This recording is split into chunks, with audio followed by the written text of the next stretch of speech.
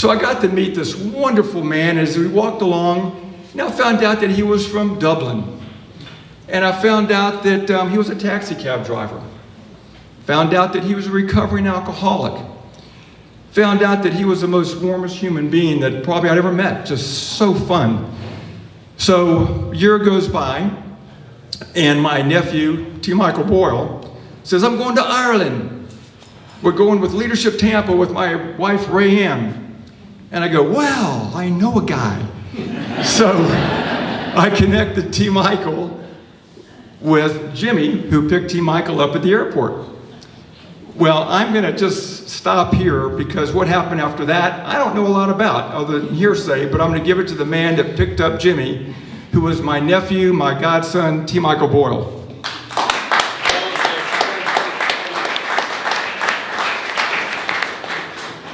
So this is my very first book launch. I have no idea what I'm doing, so I've got a piece of paper here that's going to walk us through. Thank you all so much for coming.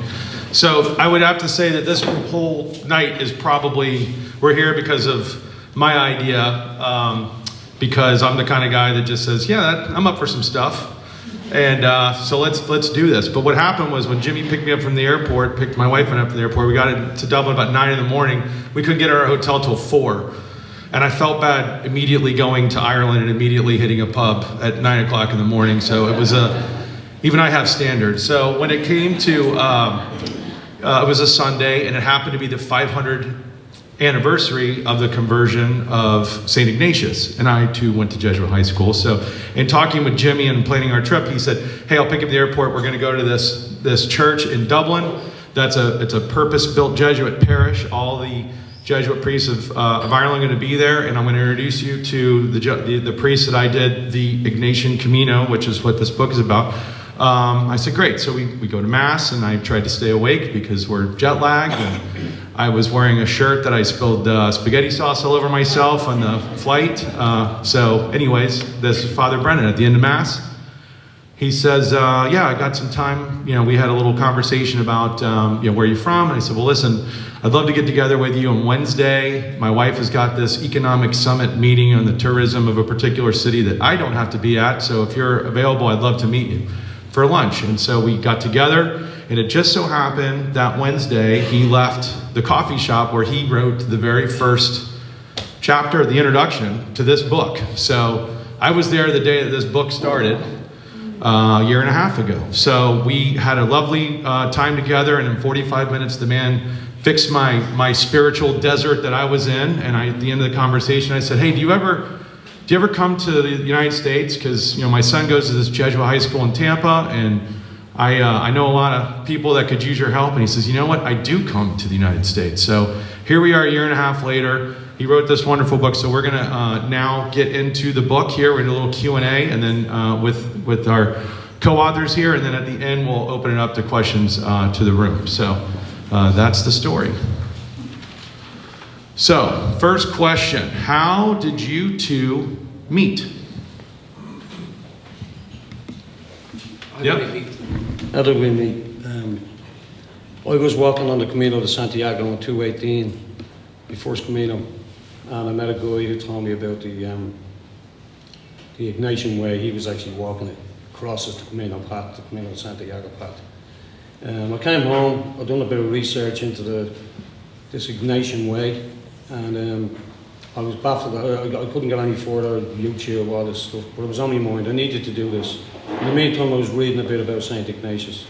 He reminded me a lot of myself. I was I'm an ex-soldier like him. He just intrigued me. He got that spiritual experience as well, the same as I did when I stopped drinking. 9 years previous. So anyhow, I couldn't go any further, so I went to the Jesuits and they put me in touch with Father Brennan. And Father Brennan came to Dublin to meet me within 2 days, and we had a 4-hour meeting, and I told him all about my life story, where I was in my life, and I was sober, but I was missing something. There was something missing. I couldn't nail it what it was, but there was something missing. At that stage I was going to bed at night and I was crying. I didn't want to lose the happiness and the peace that I'd gained through my sobriety. And this became very, very fearful to me. I went through, going back over my 12-step program again, but every time I did, I just kept getting tripped up by this fear. It actually switched around from, and it wasn't a fear of, it was a fear of not losing what I had. You know, I was living a nice life now, although, you know, we didn't have much, but I had this peace back in my life and this happiness, and it meant an awful lot to me and my family. So I was very fearful about this, but now, me and Brendan, I spoke to Brendan about this, and I told him I wanted to walk this Ignatian way. So I think, and I wanted to preface, I should have done this in the introduction, but part of what Father Brennan's role is with the Jesuit community in Ireland is that he is a spiritual director for the Jesuit community there. So when Jimmy did reach out to the office in Ireland, they directed him to Father Brennan for this Camino. So Father Brennan, for those who don't know, could you please explain a little bit who are the Jesuits, how are they different from other types of priests, and then also elaborate on what a spiritual director does? Sure, so the Jesuits are an order in the Catholic Church. So they're, you know, the Franciscans, the Dominicans, so the Jesuits are just another order, but the Jesuits have a certain style or a certain way of going on, which is different. And the big Jesuit phrase is finding God in all things. So trying to find God in the world and trying to, you know, work with people in the world and try to fix problems in the world. So my job is to help people, obviously. I used to work in computers before I joined, and then this whole new life, amazingly rewarding. But one of the big things, I get to walk Caminos, and as part of our training that you have to do a big pilgrimage in Spain with no money and no Spanish, you know. So the Camino's a piece of cake after all that, believe me. So, but I walk with people and I help people, and I try to teach people about this is the way to pray, or this is the way to God, or this is how you unblock things. So it was a real pleasure then to be with Jimmy. 2022, we walked the Ignatian Camino together, and I was trying to teach him about the things of Ignatius, the Jesuit methods, about this is the way that you pray. And the two of us, basically, we did a retreat together. We didn't actually set out to do this. Originally, we were just going to walk together, but of course it turned into this individual retreat where Jimmy was asking me about, you know, how do I work through, you know, I have a great sense of guilt, for example, or the things I've done in the past. So every night we would talk through everything. I would give him passages to pray with, or I give him exercises. I give him little bits of the Jesuit techniques as we went along. So it was pretty intense. You can imagine the two of us together. In fact, one of the funny things was in the beginning, Jimmy talks quite a bit. Not tonight, though, I promise. I'm a bit more of an introvert, but the first day, Jimmy hadn't seen me for a couple of years, so he's talking away, and I'm thinking, I can't stick this, you know. So we agreed we would walk on our own. So the first song, we have a song for each chapter. So the first song is The Sound of Silence.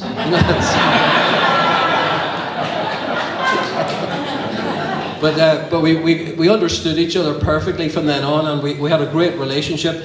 But we had to work through all sorts of things, you know, about how to get accommodation, how to deal with the heat, how to deal with fatigue, you know, dehydration, getting food sorted out. But it was a wonderful experience, really intense experience. And that's the name of the book, The Brothers in Arms. I mean, we're both Dire Straits fans, but this thing about the two of us walking together, it was like we're brothers walking together here.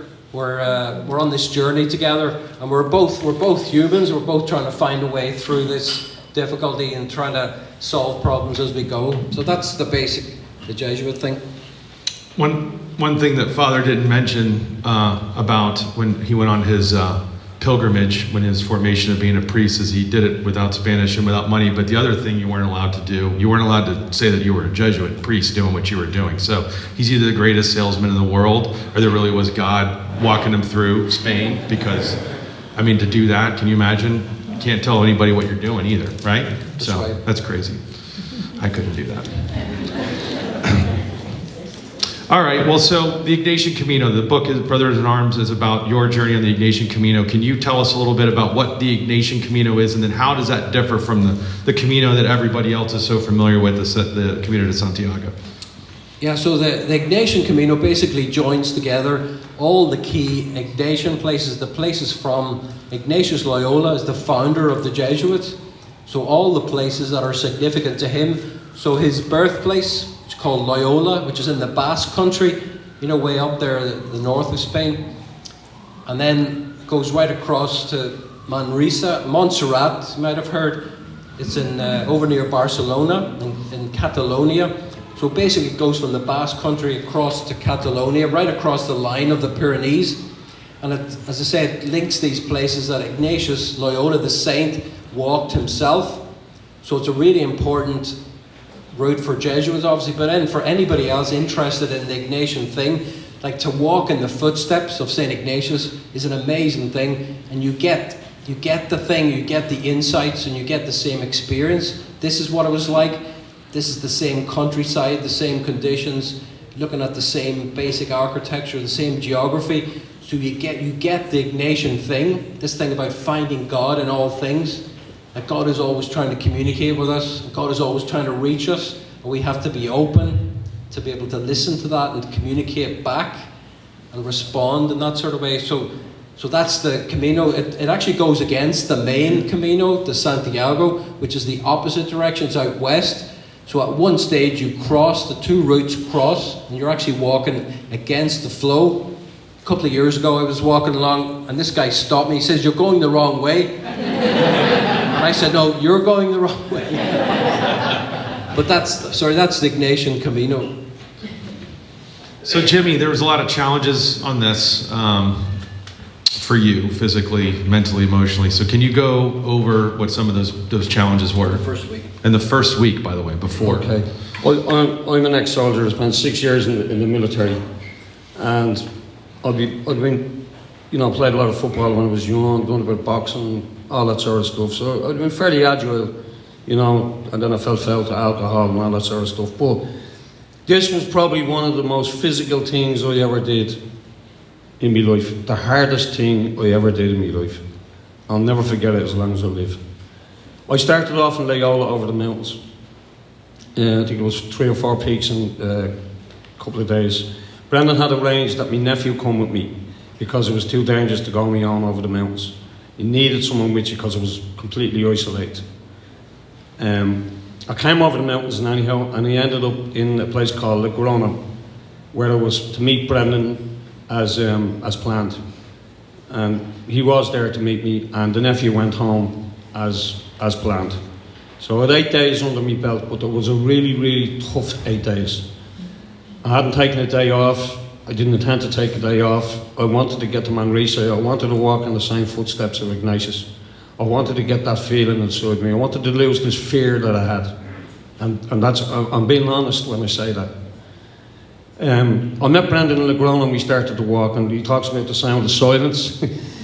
When you haven't met anybody for a couple of years and you want to talk about things, we planned all this on WhatsApp and emails and whatever. So meeting him in the flesh for the first time in 3 years was great for me.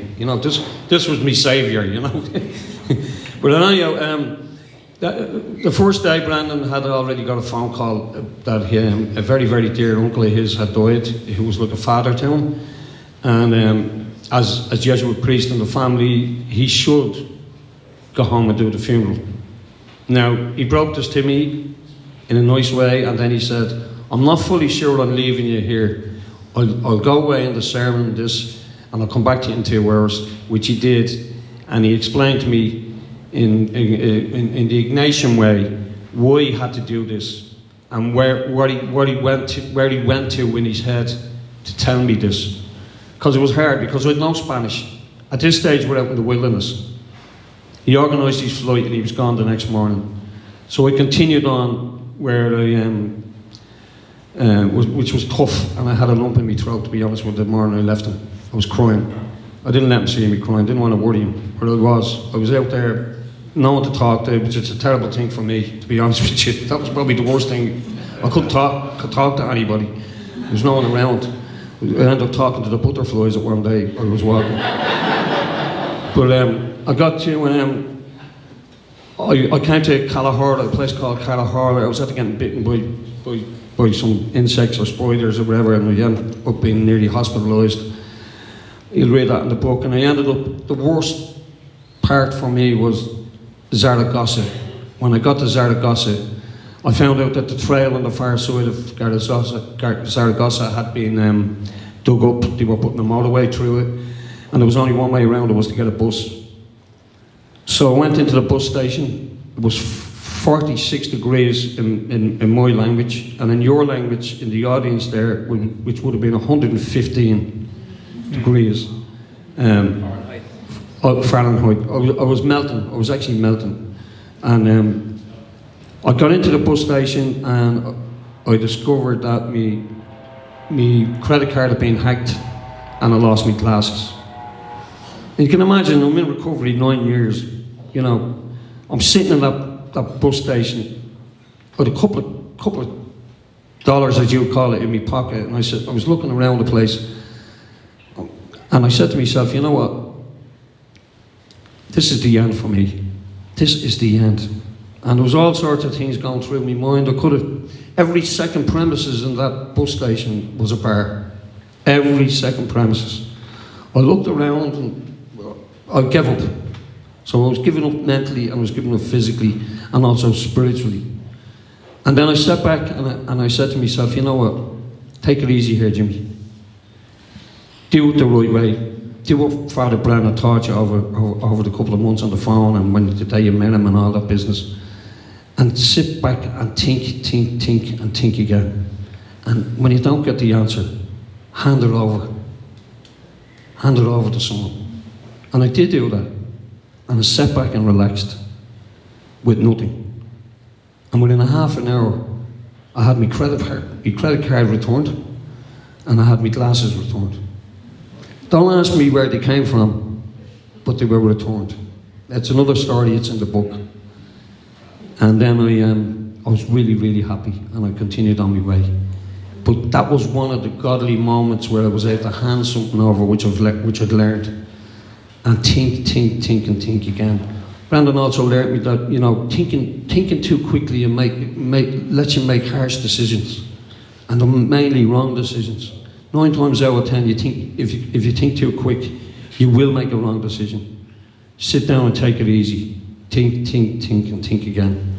And although I have done a 12-step program, and I've learned that through that, but this was a type of 13th step for me in AA. An enhanced third step.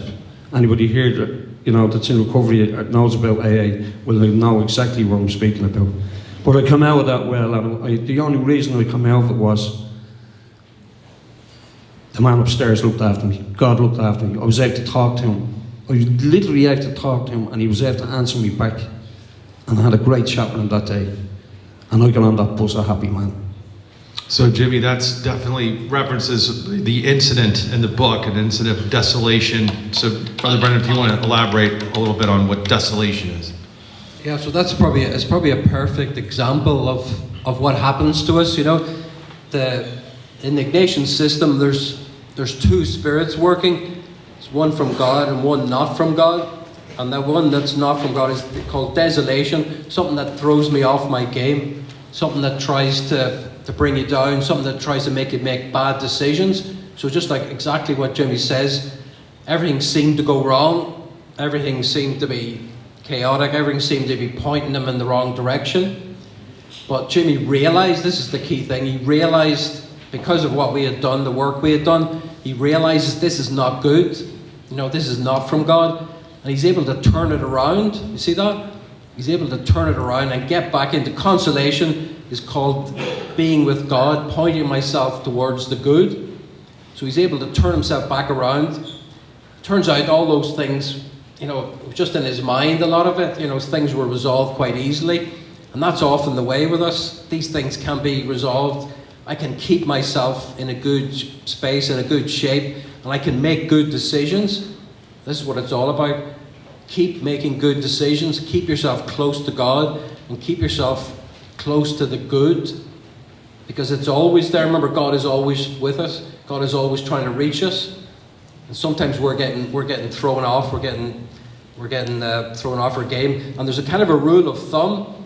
And the rule of thumb is if you're in desolation, if you're going the wrong way, and you turn around and go the opposite way, do the opposite of what this thing is suggesting, you know. And that's exactly what Jimmy did. So when I came back and I met him and I realized he'd been on this journey, and I said to him, that is desolation, what you were on there. And we talked it through, and I explained to him, and I explained it in the book as well. It's a classic. So fair play to Jimmy for that particular one, you know. So Jimmy, you touched on this in the last question that we talked about. So if you could just expand a little bit more about how AA is, the 12-step program itself, how similar it is to the Ignatian way of doing things. Kind of elaborate on the crossover that you found. Okay. You'll also read it's also in the book about a certain Father Dowling. Okay. So even when me and Brendan was doing, and I used to say to him, "Are you sure you're not teaching me a 12-step program here, Brendan? I've gone through that, you know. I've gone past that stage, and I'm able to handle, you know, my head in a nice way." And he used to smile at me. He used to smile at me and laugh, and he never explained. But I since found out that there was a Jesuit priest that had a hand in the 12-step program with Bill Wilson. I never knew this till I came to Tampa Bay last year. A friend of mine here, John, me and him done research, and Steve Christ said to me, "You're right, Jimmy." I checked her out, and I was glad of that, you know. But what Brendan was teaching me was beyond that. And I've a great mind now. Even if somebody says to me in my home, like if they say to me, you know, "Dad, can you do this for us next week or tomorrow?" Let me think about that. I'll come back to you. And it's a good way, because when you tell people that after that, if you tell somebody after that you can't do that, you're not disappointing them. You just told them you think about it. Rather than telling somebody that you'll do something for them and telling them the day before that you can't. You're letting them down. So it's thinking all the time, and I'm not making the wrong decisions when I'm doing that. Okay? That's how, and there's other stuff there as well, you'll read in the book, but that's how I related this Ignatian principles, the Ignatian examining, and all the Ignatian exercises that this man had taught me. It stood me, and it still stands me today. And God, I can't tell you how much everybody here, how much peace this has brought to my life. Peace. And I can attest, every time Jimmy and I talk a lot. I'm a road salesman, so I'm in my car all the time, and I always time it because he drives his cab at night. So often I'll just hit him up on the WhatsApp from fabulous Crystal River, Florida, and on my way back to Tampa, and he'll pick up the phone, and actually sometimes we're talking and there's a fare in the back seat and they're listening to our conversation, but he's always bringing this up about this. Every time we have a back and forth, he lays into me about, I gotta think, gotta discern. So he's really taken this into his daily life, even when it comes to little decisions like stuff I need to do with my kids or something like that. So there's a funny story in the book that the more I think about it, the more I do think it's pretty funny, and it's very topical for this particular group with Jimmy and Brendan, because they're big music people. So could you please tell us the story of the nuns, the mighty nuns in Spain? Yeah, this is a good story in true Irish fashion. This is about 3/4 of the way through. We were staying in this truck stop, and it was a little motel. It was a bit seedy, and we'd stayed overnight, and we were trying to get out the next morning. And unfortunately, Jimmy had hurt himself and he wasn't able to walk. So the bus comes, only one bus a day. So the bus comes in, I try to get on the bus, and whatever reason, the bus driver wouldn't let us on. So then we're stuck. And then I had a sign made out in Spanish. We're looking for like a ride, you call it here. So going around asking truck drivers and people can kind of give us a ride. And nobody is giving us a ride. So we're there for like 2 hours. And the heat is starting to build up, you know. And then all of a sudden, in comes this minibus with these nuns in the full habit, the black and white habit, you know. And Jimmy says to me, he says, there's your chance, you know, off you go. So That's not exactly what I said. I won't repeat what I said. That's the G-rated version, and the other version involves Jimmy having to go to confession with Father Brennan. What would you call 5 What he women said, coming by the to your rescue in black? Come on. 5 chicks, steady going and they go for them. Oh boy. So I go up to the Mother Superior. I can speak Spanish, so I said to her, I said, you won't believe this. I said, I'm a Catholic, I'm a Jesuit priest, and I have this guy Jimmy. We're doing a retreat together. Any chance you could give us a lift?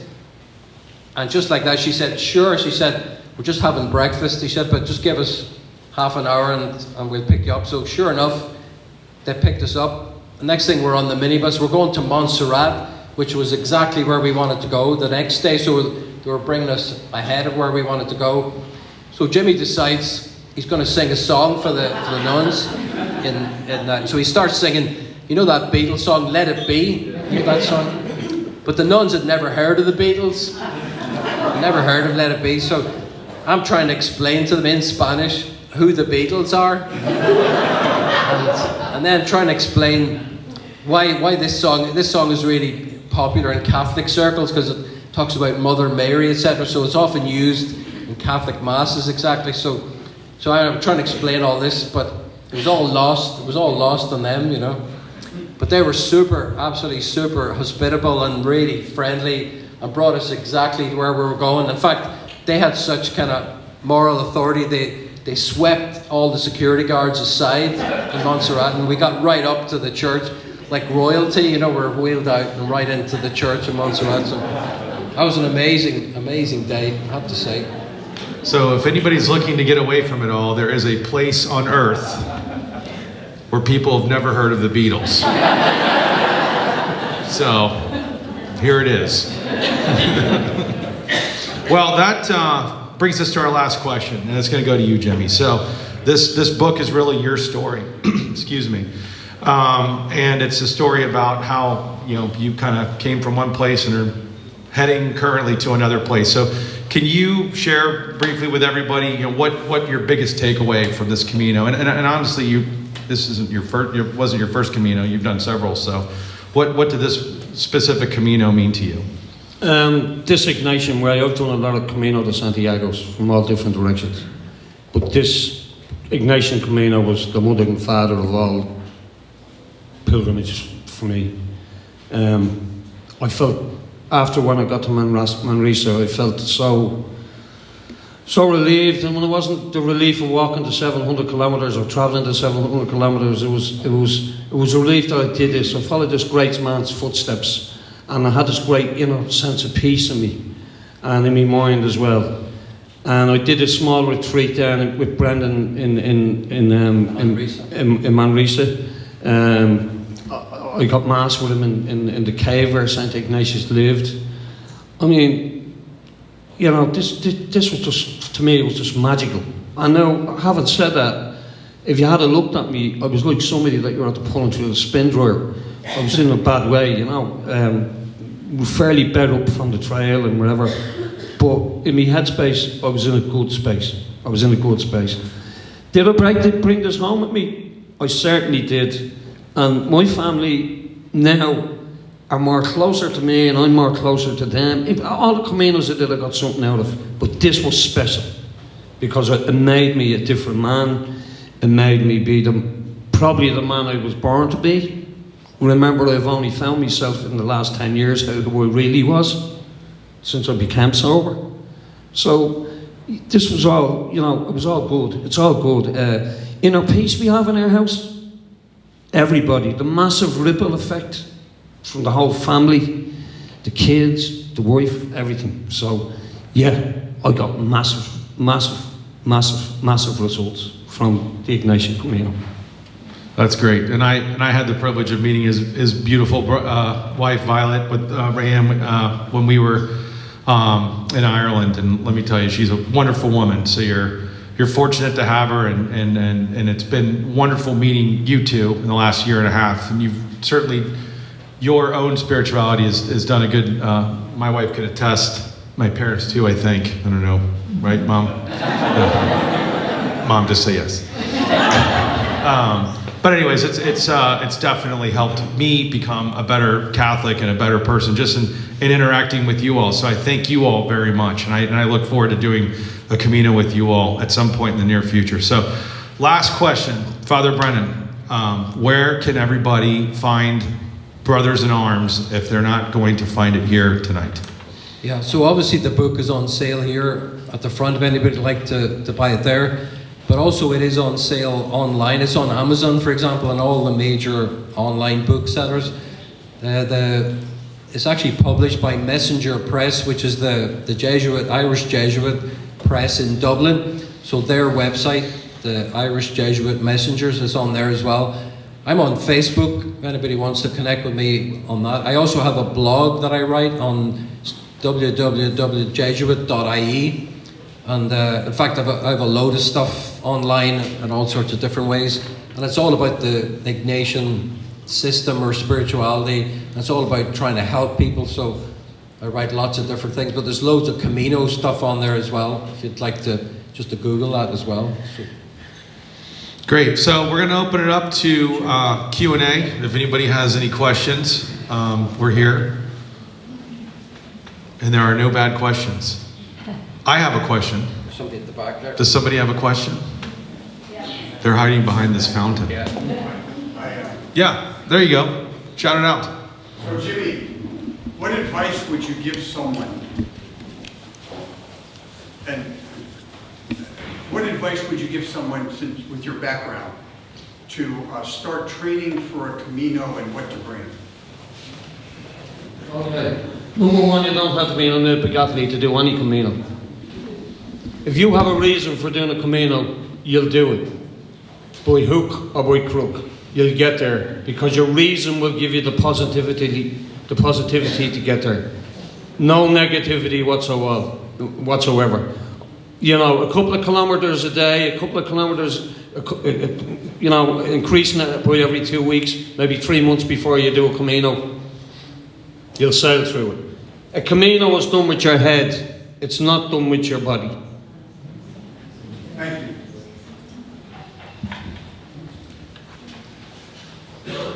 Oh, in the back. Yes. Would Jimmy like to sing a little Let It Be for us?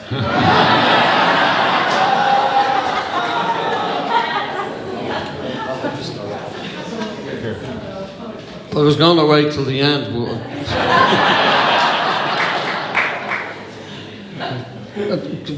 Well, can you all be the nuns? When I find myself in times of trouble, Mother Mary comes to me, whispering words of wisdom, let it be. And in my hour of darkness, she is standing there in front of me, whispering words of wisdom, let it be. Oh, let it be, let it be, let it be, let it be. Whisper words of wisdom, let it be.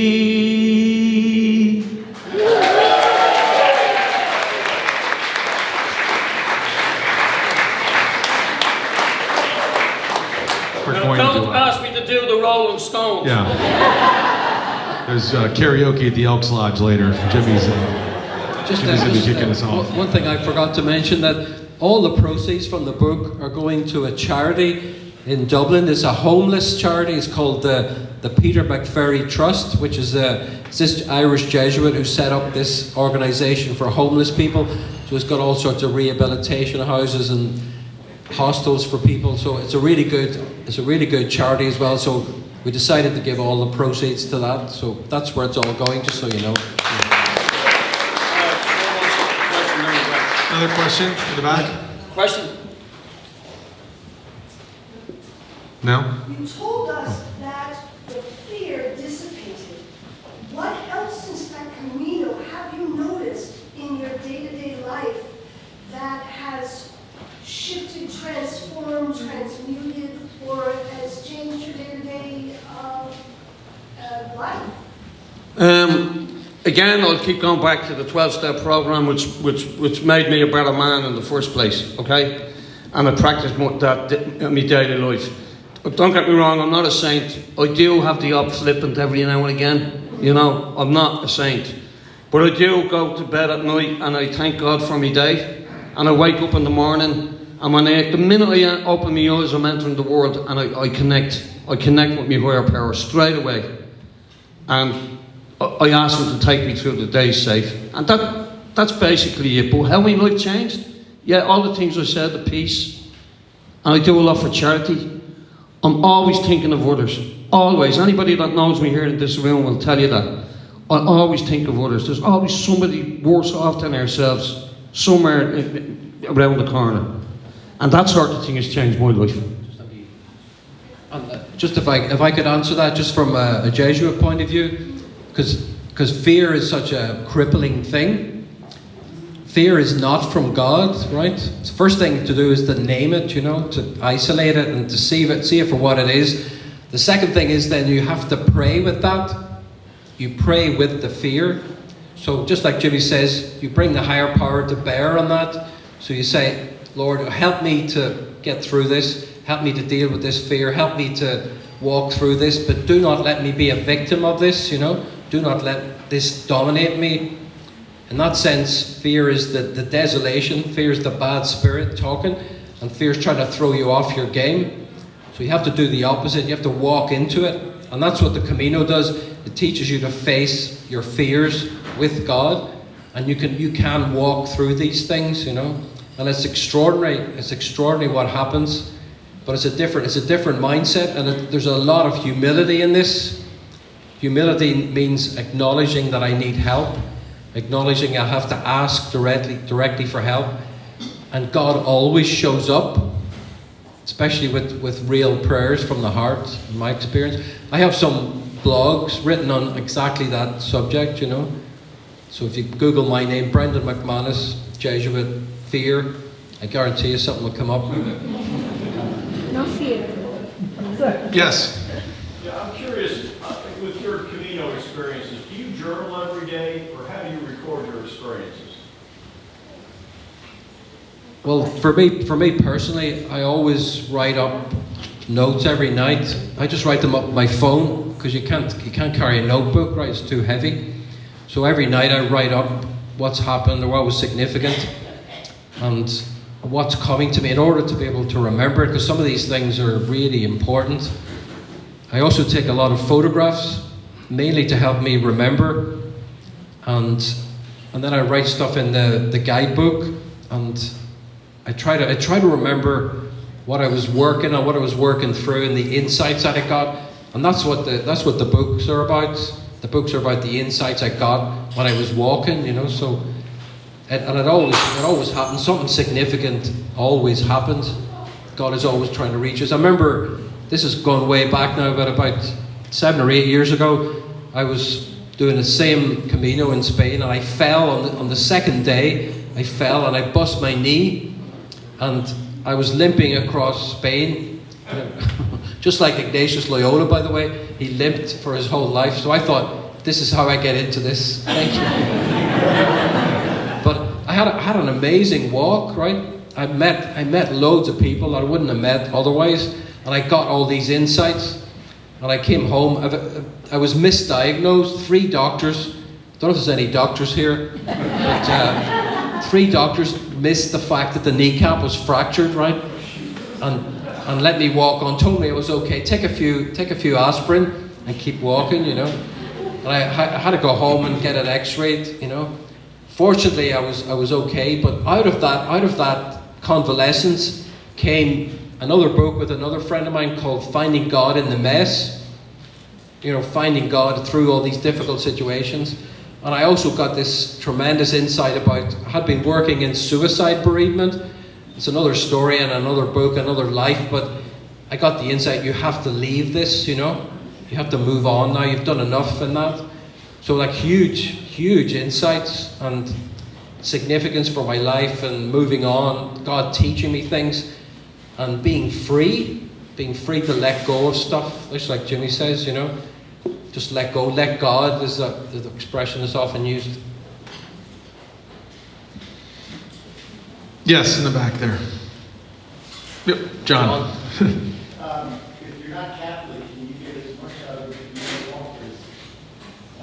All the stops and everything that. Oh, if you're not Catholic, do you still get as much out of the Camino?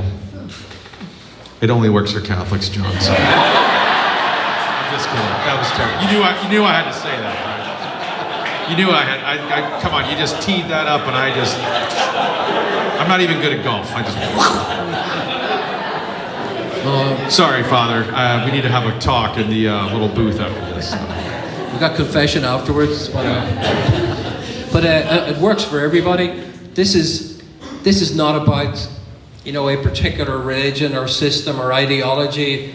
This is about an experience that transforms your life. It's an extraordinary thing, and I've seen it. It happens with everybody, whether you recognize it or not. It's always there. There's something magical that happens on the Camino because you're open, you know, and you're out there and you're just you and nature, and you're on your own. You're walking in the mountains, and you're vulnerable and you're humble. And you have to learn all these lessons, you know, about what life is about. It's not about us, you know. It's not about me or my possession, my pride, for example. It's the opposite, you know. I'm being opened up and I'm being taught things. I'm being moved into another place. So these extraordinary things happen, and it happens to everybody. But I think you need some kind of framework to interpret it. And you need some way of reflecting in order to gather up all these amazing nuggets of wisdom and information and important things that are happening. So that Ignatian or Jesuit system that I just described, that works for everybody. As far as I can see, it works for everybody and any kind of Christian background because it's real simple and it's real practical. You look back, you reflect on experience, and you can see quite easily where God is, where the good is, where you've been led, what's significant. And the Camino creates that space in your life because life is too busy, right? There's too much noise, too much distraction, and we get caught up in stuff that's not important. You've got to switch all that off. This is challenging and it's really difficult, but the rewards are amazing. Just like Jimmy says, you can change your life, you can heal your life, you can get that peace back. It's always there, this invitation, and that road and that Camino, that path is always there. I'm getting carried away now. Somebody stop me. Yes. Can I just say something? Sure. Just to let you all know, we have a local Tampa Bay area chapter of the American Pilgrims on the Camino. And the American Pilgrims on the Camino is the national nonprofit. And we support the Camino in Spain. We provide volunteers to Spain. And also here we do hikes and we do coffees and we do a lot of things to support anybody who wants to go to Spain. So I just want to let you know we have a Facebook page. That's great. You said there's Spanish lessons too? Yes. Okay, there you go. Problem solved, Father. You should, Jimmy. There you go. Okay, well, I think we're going to wrap up there. Oh, one more question. Two more questions. All right. Loads of Lots of questions. Okay, never mind.